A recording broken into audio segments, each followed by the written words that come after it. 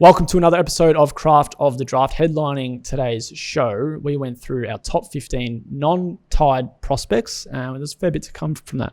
Yeah, there was. We disagreed on who the best key forward was in this draft crop, and we looked at things a little bit differently. But yeah, I had Josh Lindsay at 6, Noah Hibbins-Hargreaves at 9, Lockie Doverston quite high at 11 as well. So that's a little preview, but we looked at our top 15 each, plus the 5 that just missed. So a really good watch for clubs who don't have the top-end elite tied talent in the 2025 draft pool. And if you haven't seen it yet, our Kicking Consultant chat is out on Zero Hangler's YouTube page. Also, this Sunday's action at the National Champs will be there at Marvel Stadium.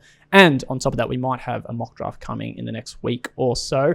And on top of that as well, if you want your normal footy fun, you can head over to the Hit Out on Zero Hangler's YouTube page. Let's get stuck into our open pool rankings. So this is something I think someone flagged on YouTube for us after we did one of our first power rankings on Craft of the Draft. And they said it'd be great to have a look at the names that aren't tied to a club. And if you're a club who doesn't have a prospect highly rated that's a priority access for you, you kind of want to have a look at the pool you're actually picking from.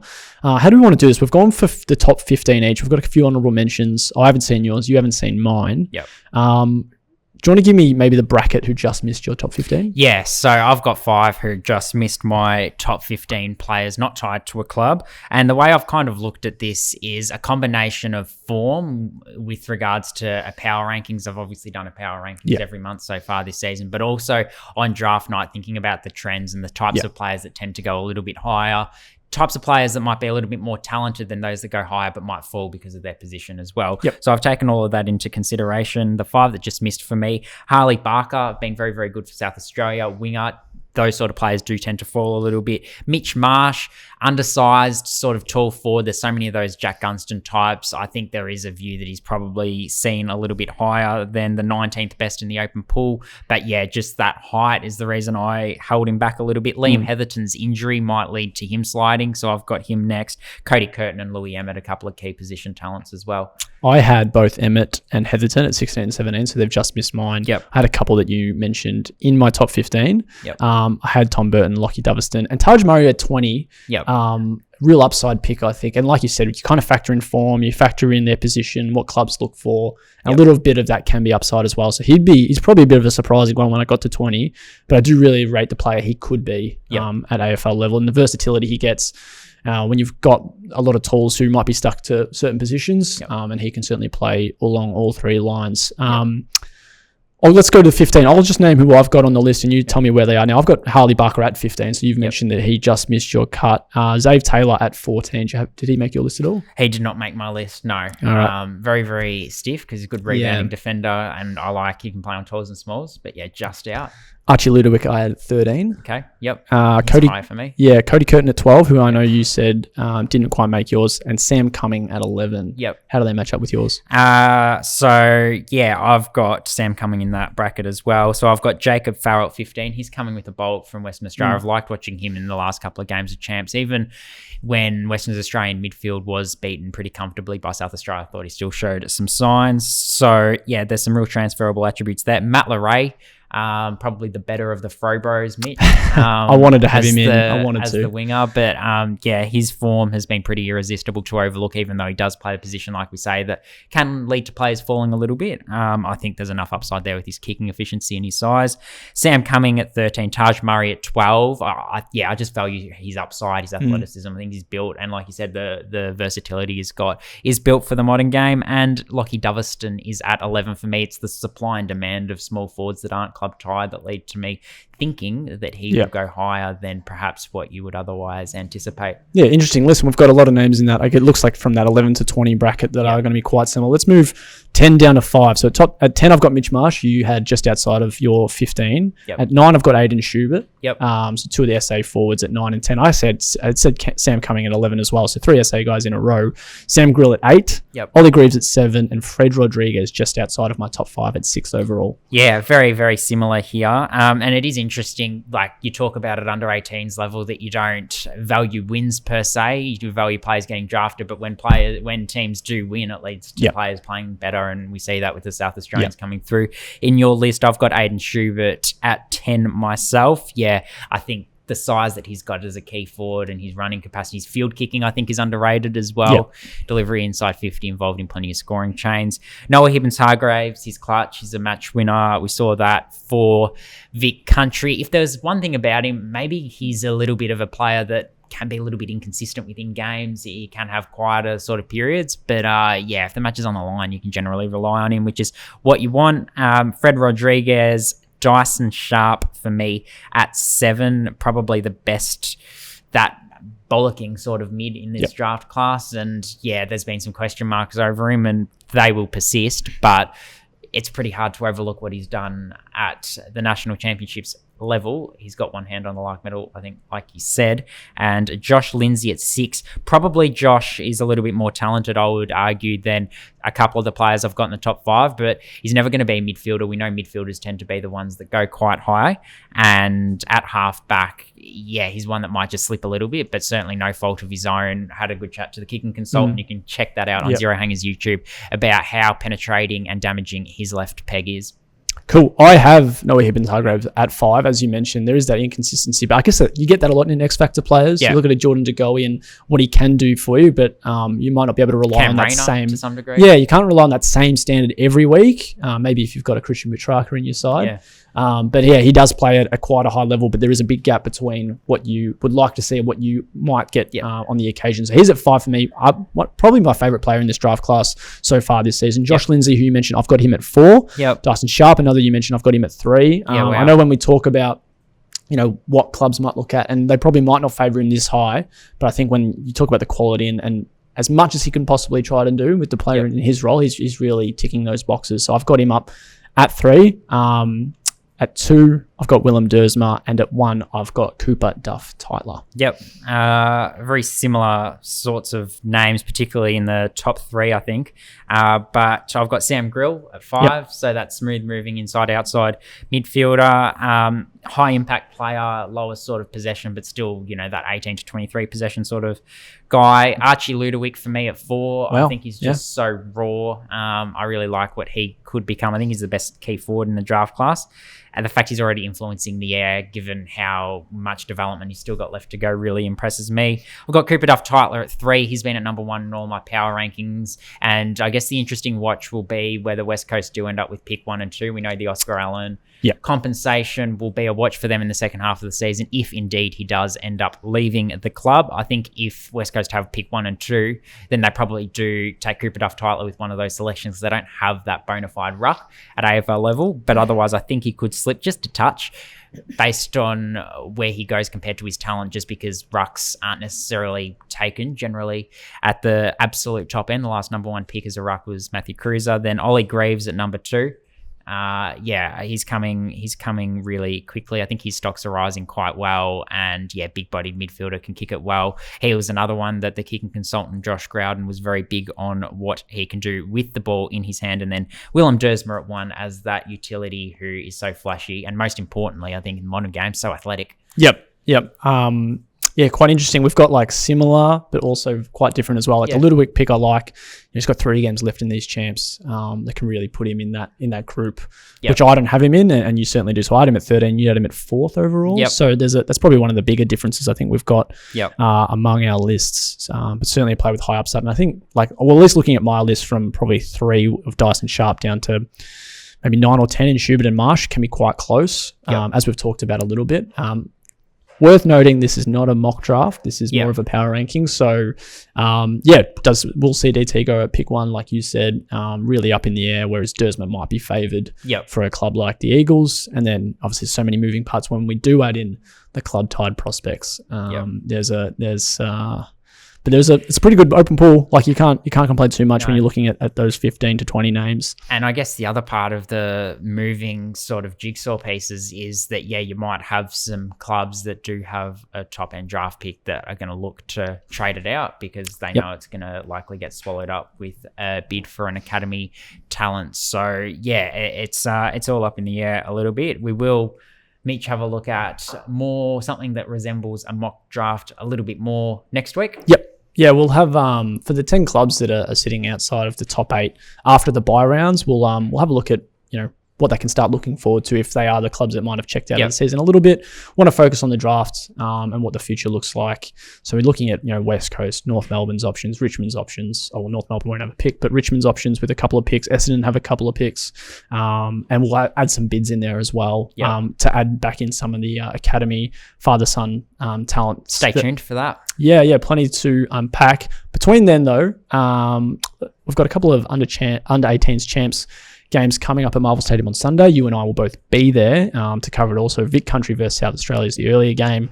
Then the Allies versus WA in the afternoon. Let's go Country and South Australia. Just given if South Australia win this, they clinch the champs quite early. Yeah, they do. I think in a lot of ways, they're almost playing for the right to properly celebrate what's been such a successful campaign, because Vic Country would need everything to go right. Like, they need to go undefeated from here. So there's a good chance that even if Vic Country were to get up against South Australia, they wouldn't win the championships. But no, it'll be a good game. I think the really interesting thing is how well Vic Country competed against Western Australia. I think there was a view that Western Australia would probably have the wood over them, which ultimately they did, but it took them till the 25-minute mark of the last quarter to get over the top of them.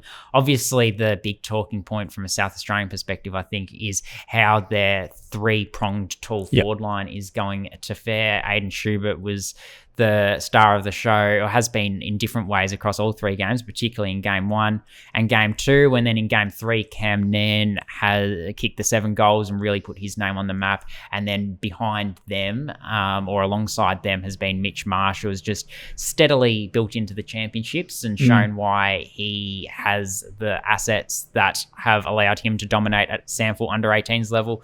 Vic Country's defenders, Harry Moon did a really good job on Cody Curtin, I thought, in that first game. Cody Curtin kicked the 3 goals, but only one of those came on Harry Moon. So he's a really good defensive lockdown sort of a player. And then Harry Dean, his Murray Bushrangers teammate, we know how highly regarded he is in terms of not only his ability to impact aerially and defensively, but then also counteract that with some offensive chains as well. So yeah, they're going to have their work cut out for them as the leaders of the back line. And then there'll be some others like Mitch Stevens, who are smaller types that might have to play as undersized sort of third talls.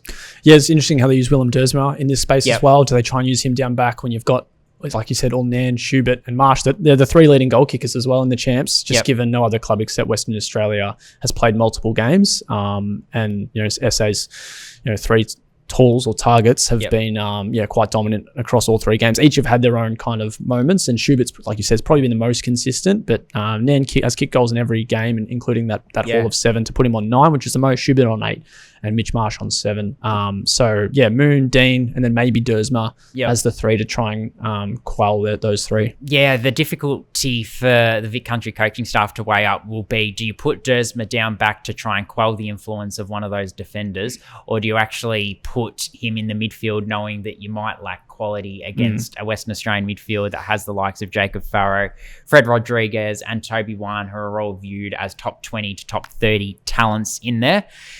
You're robbing Peter to pay Paul either way, no matter what you do. If you're Vic Country, you'd love to have 2 of him, clearly. But yeah, do you back that your midfielders, if you put him in there, are going to ensure that doesn't get down there too often? That's something they'll weigh up, because even if the Cam Nairns and the Mitch Marshes of the world aren't taking marks and they've got Zane Piker at their feet, who has been a really, really handy asset in the front half as well as a small forward for South Australia. Yeah, it's going to be interesting. We talked a little bit on Vic Country's midfield in the preview to their first game and where do they look. And Dersma could be the key element of that, but then he could also be a key element of the back line and potentially the forward line as well, which is just, it's a good headache to have in a way for Vic Country, but at the same time, like you said, you're taking away from one ground potentially. So there's a little bit to play out for them. I think a lot of Vic Country's hopes in this game might rely on your Hibbins, Hargraves and your Lindsays, who can float in and out and they can have impact at both ends as well as the centre third. So those 2 for me are the 2 to watch out for the home side. I think Jesse Mallor as well. He's one that would love to probably get more bang for his buck. I think he was really, really good in that first game against Western Australia, but didn't necessarily put it on the scoreboard. I think he kicked 1 goal from 4 or 5 shots on goal. So yeah, they'd want him to deliver because you expect that South Australia are going to get plenty of opportunities. So it's very important that Vic Country put the scoreboard pressure on them, and Jesse Muller as a dynamic target who can impact aerially, but also as a threat at ground level, is one who we need to watch out for. One player who won't be in action is Hunter Wright, ruled out of the first game, or ruled out of this game with an ankle injury, a right ankle injury, unfortunately, which is a shame because he didn't go through the midfield in that first game. And I think he is probably one of the better players in that Vic Country setup who could have impacted in the midfield, but they will likely get Taylor Byrne back, who's been in really good form for the GWV Rebels, which we'll get to in just a second. And JD Valet's also been added to the squad from the Dandenong Stingrays and could add a little bit of X factor up forward. The Stingrays sort of half forward connecting sort of player inside 50. Yeah, and Cody Walker had a wrist concern on the weekend, but no major issue there. Yeah, so still a chance, but still a bottom major as well. So there's no big reliance on him for this weekend. Dyson Sharp, just mentioned, I know you said, one hand on the luck medal. Just another solid performance. Doesn't need to have a lights out game, but if they win, then it's going to be a great chance for him to take out that best of the Carnival medal. Let's move on to the Allies versus WA. The second game, we haven't seen the Allies in close to a month now. Came up against South Australia in the opener, fell in a close game, which maybe favoured South Australia just a little bit more, but they were arguably the favourite heading into this champs. Yeah, they were, and I think you didn't realise necessarily during that first game how well they did to stay with South Australia for so long, given how comfortably South Australia have won their 2 subsequent games. So the positive for the Allies is that they were able to do that in their first game. And we know generally with the Allies, the first game is their weakest just because they're all from different states and territories. Difficult, and they don't have that team cohesion like your Vic Metros, your South Australias, your Western Australias do that train together. So I'm interested to see how they go. I think that the really interesting thing will be who gets the matchup on Cody Curtin. He's obviously the spearhead, and he'll be desperate for a big performance. He actually spent some time through the ruck in that second game, and I really did like what he was able to produce. It might be Grady Turner from Gold Coast Academy. It might be Caleb Nankaro. But that'll be one to watch for sure, Mitch. Yeah, it's going to be interesting. Like, they have a few tools. I don't know if there's many that really match Curtin's height and frame. To put Taj Murray back, as Jasper Hay get a bit of a pretty strong role for them. So they've got options. Whether it's one that they'll be confident can definitely get a job done on Cody Curtin, who can also work up the ground, help out in the ruck, and kind of lose his man a little bit, and then drift forward. On top of that, also get back and have an influence behind the ball. Dan Annable versus Fred Rodriguez is going to be quite enticing if they go one-on-one at any point. Quite similar, but at the same time, quite different in how they go about their business in midfield. And I think that's going to be one of the matchups of the champs come Sunday. Yeah, I think it will be. I think the other thing with the Allies forward line, though, is I guess the area where WA maybe haven't been tested as much, perhaps just courtesy of the fact that they've only obviously played the 2 champs games and they were beaten pretty comprehensively in that second one. But how do the WA defenders, if it's a more even midfield battle, go against the Allies who have got quite a complete forward line? I think there was, I think I've talked about it before, but there are probably some question marks about their smalls coming into the championships, but that first game they were absolutely electric, and then we know the quality they possess in the air as well.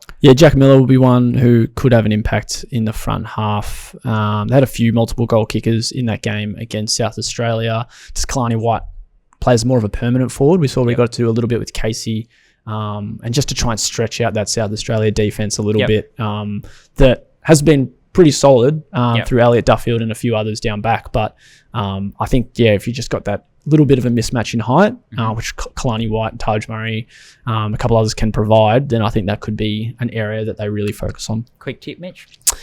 First game, I think SA will go undefeated. I think they'll be too strong in midfield, as we kind of touched on. I think Allies win this as well. I'll say 4 goals for this one. Yeah, I think that it will be SA and the Allies as well. I guess the other South Australian alongside Dyson Sharp, who's gone well, Sam Cumming, we touched on, but Blake Wood, Sean Benninger, I'm really keen to see how he goes. He's probably had moments in this champs, but yeah, I'd love to see him have a really big game. But yeah, I think South Australia go undefeated as well. We'll move on to some weekend highlights. One for Dogs fans to watch out for. Khaled Al-Suki kicked the 4 goals for the Western Jets against the Calder Cannons. His pressure was really good, really lively in the front half, and is a bottom ager, so 2026 next generation academy prospect to watch for Dogs fans. They clearly have a great wealth of talent that is tall, and he could be someone that roams at their feet for the next decade if indeed he continues on his current trajectory. Yeah, really positive. Could have been a massive afternoon for him, given the 8 scoring shots, 15 touches, 7 tackles as well is something that coaches are always happy with from their small half-forward threats. Just the pressure that they lay and apply on the opposition. On Oscar Ainsworth as well had a pretty solid game, 5 goals, 21 touches in a nice win for the Jets over the Cannons. Yeah, absolutely. I think he's one that's probably flown under the radar, but there are some people that like him a fair bit, and yeah, he's had a pretty consistent start to the season for the Jets, who have been a little bit up and down. I was at Gippsland's match against the Eastern Rangers. I think the big storyline out of this one was, and I put him on the show last week as a little bit of a bolter to watch, but Marcus Krasnodamskis, the Eastern Rangers ruck, 15 disposals, I think 14 hit-outs, so the stats line won't do a whole heap for you, but what he possesses is high impact every time he touches the ball. He's just got this ability to move through traffic like few others do that are at his size, and he's willing to take some bounces or take the inside kicks and that sort of thing. And I thought he was clearly the best player from an Eastern Rangers perspective. They didn't quite get the job done, but yeah, Gippsland don't necessarily have a first choice ruckman per se in their side at the moment. And yeah, he certainly took full toll on that by giving Eastern Rangers the leg up in the midfield battle, but possibly just as big a storyline was what Willem Dersma was able to do in the fourth quarter, kick the 2 goals after spending most of the day in the back line. Perhaps that's a nod to what he could be doing this weekend, Mitch. But yeah, went forward, tried to change the game, and he certainly did that, kick 2 clutch goals after a pretty handy game off half back or even a little bit deeper as that sort of lockdown defender. Yeah, sounds like there's a few positives from that game. You saw Brody Atkins, Zach O'Keefe, a couple of the other standouts in a 3-point win as well. So nice tight contest, and like you said, Dersma really stood tall when the game was on the line. Some under-16s action was on the weekend, where WA versus SA at the National Carnival, and Axel Walsh is going to be a player to watch in a couple of years' time. 200+ centimetre, I think it's about 200 centimetre ruckman, in a game that we won't touch on too much, just given the conditions was torrential rain pretty much, and on and off throughout the day. Really hard to be clean. But Walsh, who's a ruckman, was just that, behind the ball when he needed to. Good ruck craft as well, and good follow-up work right from the start of the game. So really putting his name forward. I've seen him having some pretty big numbers at school footy in WA as well. So he's seemingly putting together a pretty strong year for his under-16s carnival and campaign. And then on top of that as well, SA's Zemis Pilot had some good moments. Wasn't necessarily a standout for the losing side, and I think there was only about 7 or 8 goals for the whole game, just showing the difficulty and a bit of a scrappy match. But he had some nice moments, clean as well, and they're the kind of players that stick out. And I think he's a Port Adelaide NGA prospect for 2027, which is a year where Tassie could be coming. Don't know that just yet, but if they've got what we've seen from Pilot, Salopek, and potentially Tavita Roden, that's exactly what you want in a draft that's going to be quite compromised with Tassie's arrival, and it's going to set up Port Adelaide to really be able to focus elsewhere if they know what the quality of player they're getting. Now, we're obviously 2 and a bit years out from that draft, but what we've seen so far from those 3 has been quite promising for the Power. Yeah, absolutely, and plenty more under-16s content to come as the year progresses. Obviously, we know that the championships do conclude with a climax up on the Gold Coast next month. So, yeah, we'll cover that quite comprehensively when the time does come. Mitch, a couple of rucks I want to touch on. Lockie Monteith was, again, very promising for Essendon's VFL side. So we know he had that breakout game, cramped in the 4th quarter, but yeah, this time probably closer to a 4-quarter performance for him. And yeah, the stats line not quite as impressive, but still the impact was quite high nonetheless in a loss to Frankston on Saturday night. And then Caleb May is one who, from the Sydney Swans Academy, Mitch, last year has gone over to South Australia, filled out his frame a little bit, and is starting to piece together some really strong footy, showing that he could not only impact impact in the ruck, but also get around the ground and do some really impressive things. So, yeah, there were probably just some others that were ahead of him last year. But, yeah, he's one that, 12 to 18 months' time, you never know with the development he's showing. Yeah, promise. As a 20-year-old who's played now 7 SANFL games, senior SANFL games, is always going to be a good gauge on where they might be at. Like, he was playing under 19s footy last year. Yeah. And he's stepping up in the SANFL as a ruckman. Now, I think playing for West Adelaide, he came up against North Adelaide, who don't have a more traditional ruckman. They've actually had Mitch Harvey pulling some of the load, who was the leading goal kicker in the SANFL last year, but big physical player who certainly would tire out quite a young raw talent like May. So, 12 disposals, 2 goals, 29 hitouts and 4 clearances over the weekend. Is probably what it was his best performance of the year so far. And also at the state league level, Max King debuted. I think he kicked 1 goal 3 or 1 goal 4. Yeah. Could have been a massive game. You won't be worried too much because they got the win, the Swans VFL, over Southport as well. Massive comeback as well. Sydney's VFL's struggled this year, but I think they've knocked off the last two premiers or grand finalists. I can't remember what exactly it was, but yeah, more than 7 goals they were down by at one point, and they came back, and obviously King played a part in it. He could have had a much bigger role, but still a goal and a lot of impact in the front half is what you want. Yep, and Archie Van Dyke made his under-18s debut as a bottom major. Mitch as well, which is really exciting. He's probably the leading prospect out of South Australia come next year. So, yeah, will certainly be one to watch. Yeah.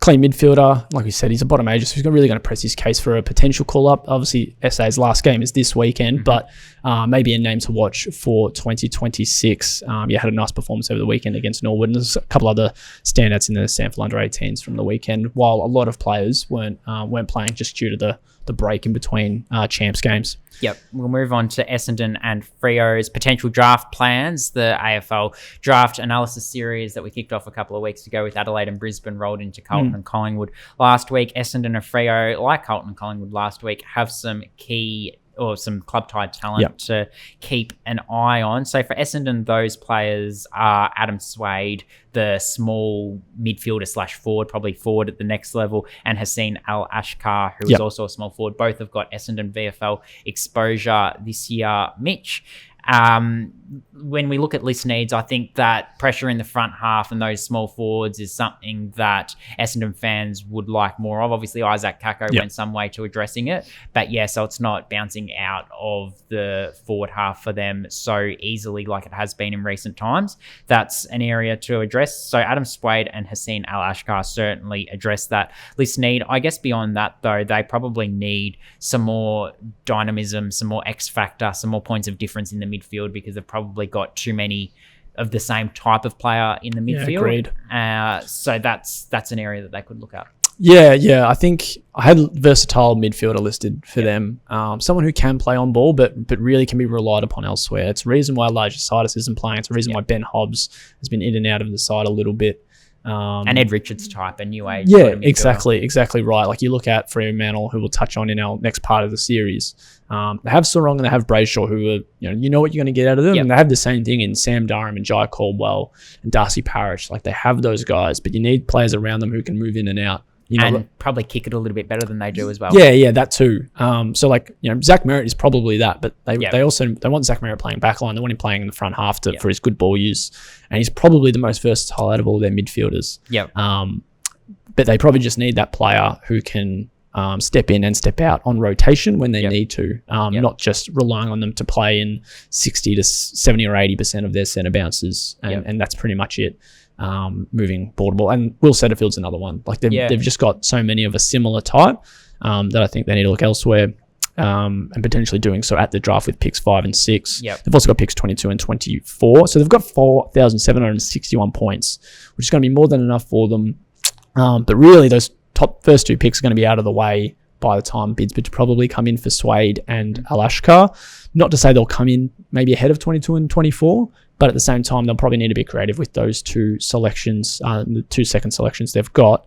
Where do you kind of place Swade and Al-Ashkar? Before we move on to maybe some of the other targets that they might look at in the draft, where do you kind of see those 2 in this year's draft? Yeah, pretty similarly, probably in that sort of 20 to 30 range. 30 is probably a touch low for them. That 20 to 25, maybe just outside. But I think they've they've shown plenty to show that in a shallower pool, the consistency has been really, really eye-catching. And I think with Hussein Al-Ashkar, and it's something that, you don't talk about a whole lot necessarily, but he's generating so many shots at goal. He's just been inaccurate. Yeah. And I think that had he got those 5, 6, 7, 8 goal bags that he's threatened to do so often, we'd be talking about him even higher than what we already are. Yeah, definitely. 20 to 25, I think, is where they see it. Now, I guess there's one more area that I'd add, the key position depth, and I know you're probably going to mirror my thoughts on that, particularly up forward, is Liam McMahon, who they got in the mid-season draft, someone who they look at as their long-termer. Probably not. He's probably not that sort of player. I'd want a 195 centimetre plus anchor of the forward line to allow your Kakos, your Ashkars, and your Swades to get to work. Yeah, how do they support Nate Caddy is the big question. He's going to be their man, but at 193 centimetres, they probably just need that taller target. And Peter Wright is that at the moment. He can pitch it in the ruck. Kyle Langford is a bit of a smaller forward as well. And they're probably just, like you said, pushing that 200 centimetre barrier from a key forward point. I think they've got the right key defender mix. Like Lewis Hayes looked solid before his season-ending injury. Zach Reed's a big tick if he can stay on the park. And then they've got Ben Mackay, Jordan Ridley, Lockie Blackiston. And Lockie Blackiston has looked pretty good as a key defender, having been a ruck for most of his career. So I think they're okay. Ruck's the same. If they lose Sam Draper, they've got Nick Bryan. Vigo Vizantini's looked good. Obviously, if they lose Draper and Godston retires, they might look at a ruckman, but more at the back end or at the mid-season draft next year, or rely on Blackiston as that option. So who are the potential targets? If we're looking at key position depth and maybe key forward options, I'm looking at versatile midfielders. Willem Dersma's a pretty good one to consider, given he's probably both. And he could be in that pick 5 to 6 range for them. It might be unlikely. I don't know if they'd make a move up, but if they're also trying to get Harley Reid in, he's not the worst kind of prospect to be picking up in that kind of player as well. I think you don't settle on a prospect at maybe pick 5 or 6 just to try and get another player in. No. But he certainly doesn't hurt in that chase as well. Yeah, no, definitely that'd be the dream for them, wouldn't it? Given they've been, one of many clubs tied to Harley Reid, but I think some others potentially that you look at when you're thinking about tall forwards, and I think, like I said, it's really important that you're getting that 195 centimetre plus tall forward. But someone like a Taj Murray might be one who is a little bit lower. There's conjecture, and he's a fascinating prospect because people see his future position as being very, very different. But perhaps that suits Essendon. They get that key defender, they get that key forward, and he can be utilised as needed. I think when you're looking at the sort of more creative midfielders, maybe you do look at one of the Frobros, Matt Luray or Harley Barker. Yes, they aren't necessarily inside midfielders, but do you back them enough to send them to the contest, not to be the burrowing Tom Mitchell type of midfielder? They've got enough of those, but that sort of first receive that you give it to them and you're confident that they're going to be able to advance it forward, or are they just pure wingers and they've got Nick Martin clearly to fill that role? Yeah, I think a couple others, Cody Curtin, Aidan Schubert, Archie Ludowick, they have picks for these guys in the right ranges. It just depends how they kind of move 5 and 6. If they trade the picks, depending on, it's going to be fascinating to see how their draft night unfolds. And then from a midfielder's point of view, when we talk about these versatile midfielders, obviously you mentioned the Frobros, Hibbins Hargreaves and Josh Lindsay, players who can both play midfield, but one can play backline, one can play forward, and they kind of just get that nice little mix that they don't have to be relying on these guys as midfielders for their whole career. They can rely on Josh Lindsay at halfback. Hibbins Hargreaves can play that half forward role, and Kel Smith's another one that could probably play backline, but I don't think he's in that high end. He's probably a later pick, potentially after Swade and Al-Ashkar, and you really have to assess how their draft hand is unfolded after maybe already having 4 prospects selected. So it's going to be quite an interesting one for the Bombers for sure. Yeah, and then a couple of others that I'd just put on the map as well. I've talked about him a little bit, and his form probably doesn't warrant this level of talk, but Blake Sean Benier, I think that when you're talking about that type of midfielder that gives you a point of difference, he could be one. And then Sam Cumming, explosive, and isn't necessarily that vanilla type that Essendon have a lot of. Yeah, well, you look at him as an Isaac Heaney type of player, and having Isaac Heaney in your forward line is just not too bad, even though you can have him in your midfield and he's going to be one of the best players in the comp. Having him forward is going to be very damaging, and that's the case for them when they've got the Merritts, Parishes, Durhams, Caldwells set up for the next 5 to 10 years. Let's chat Fremantle and their draft plan. So the Dockers have a current draft hand of picks 13, 31, 38, 49, 67, so it only equates to 1,872 points, with pick 13 doing a lot of the heavy lifting there. But they do have some club-tied prospects that are certainly going to be coming into their calculations. Yeah, they do. So Toby Wan, midfielder, halfback, powerful, athletic, beautiful left foot. Basil Hart, who has had a quieter start to the year, probably more of a late or rookie option as a result of that. But yeah, a really good small forward, dynamic, and at his best, he's got a good sense for goals and good pressure as well, playing a little bit deeper. Ryder Luke obviously had that 8-goal game that was very, very highly talked about earlier in the year as a medium forward. And then Tom Phillips, which is the player that behind Wan probably addresses their list needs best. You talked about the fact they've got Sarong and Brayshaw, who are going to be stars for the next decade and great leaders of that football club as well. But who's that real offensive weapon that opposition clubs are going to look to shut down, and when he bursts out the front of stoppage, you're frightened if you're playing against them? That's probably the next layer of Fremantle's list, I would suggest. And Tom Phillips isn't necessarily that in terms of being an inside midfielder, but yeah, his outside smoothness certainly would complement your Sarongs and your Brayshaws quite well, so it's quite handy for them having him tied to their club, a Scotch College boarder that is from Western Australia. Yeah, he's one that could really work off someone like Hayden Young. You know, the role that he has, and you know, they're going to have Sarong, Brayshaw and Young for a long haul, but I still need to worry about, you know, when one of them are resting elsewhere on the bench, who's stepping in, and how do they mirror the quality of talent that they've got now? And you look at your Wans and your Phillips, not to say that they'll reach, you know, the heights of 3 top 10 picks that the Dockers have picked up across 2017, 18 and 19. But yeah, how do they just get the right players in and next in line in that pecking order? So as you said, versatile midfielders, similar to in our series when we chatted about Essendon. How do they get that shape-shifting engine room that really strikes fear? Shea Bolton being in that mix has helped a little bit this year, and he's had some pretty good games in midfield, but at the same time, you can be relying on him playing in the forward line for 70% game time still. So they've got a little bit there. I think another one, medium or tall defenders. They've had such a rock-solid backline under Justin Longmuir. They have, yeah. That's been his one wood, really. Yeah, but the thing obviously about that is that they've been Alex Pearce and Luke Ryan are into the second half of their careers, and they've got to find the next names to kind of take over from them. Ollie Murphy they picked up 2 years ago. Haven't quite seen him at the top level yet, and had some good upside, but they probably just need that next wave coming through. And there might be a few options for them this year. Yeah, I mean, the difficulty with key defenders, we've talked about it a little bit, is you're probably picking up like undersized key defenders in this year's draft class. But yeah, I mean, players along the lines of Elliot Duffield, Noah Dorr from South Australia are a couple that come to mind.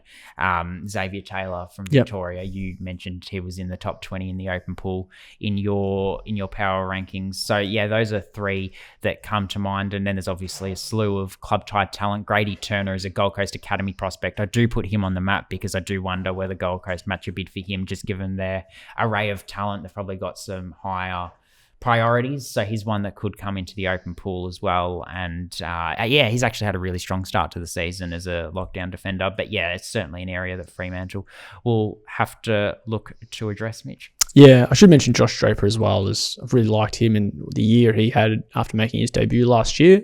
Struggled to fit into that side, but yeah, more of those guys as well, like your Hugh Davies too.